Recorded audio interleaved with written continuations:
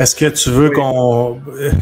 on peut parler tout de suite de la Somalie, ton retour de la Somalie? Ouais, ben écoute, oui.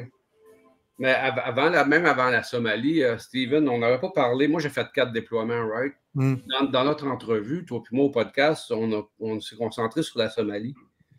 Mais je pense que mon premier tour à Chypre en 1986, je me sentais vraiment invincible.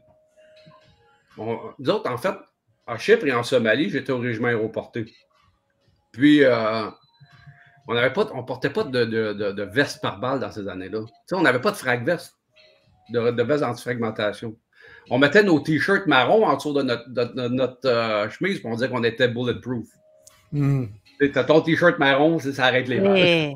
Wow. de même, là, le t-shirt marron, juste pour mettre les gens en perspective, c'est le t-shirt qu'on donne, c'est la signature après avoir fait une qualification un cours de parachutisme. Ouais. Exactement. Et le chandail marron avait été aussi modifié pour appartenir au régiment aéroporté. Donc, c'est un logo qui est un peu différent, mais c'est ça la signification des gilets et des bérets marrons dans l'armée. C'est ça, le béret marron représente le rouge Bourgogne, là. Ouais. On dit marron, mais c'est un rouge Bourgogne.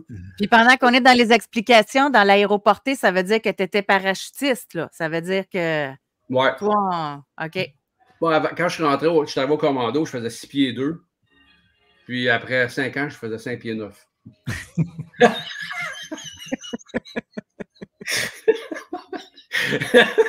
Tombé trop souvent sur la tête. Non, ouais, c'est ça, c'est les commandos. J'ai été au premier commando du régiment aéroporté de 85 à 94.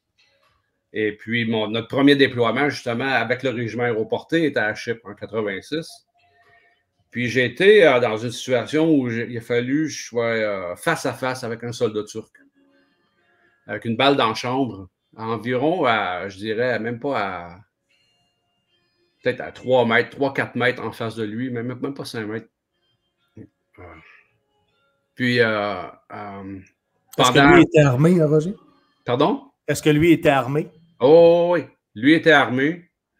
Moi, j'étais épaulé, balle dans la chambre. J'attendais juste qu'il bouge pour... on m'avait dit, s'il lève son arme, tu le tires. Puis moi, il n'y avait pas aucun doute dans mon esprit. C'était vraiment la confrontation, le duel, là, face à face. On se regardait direct dans les yeux. Puis c'était sa vie ou la mienne. Il n'y avait pas pour moi, il n'y avait pas d'autre option. Ça, ce que j'avais réalisé, par contre, par après, c'est que le restant de son peloton, eux autres, c'est moi qui étais la cible du restant de son peloton ou de sa section.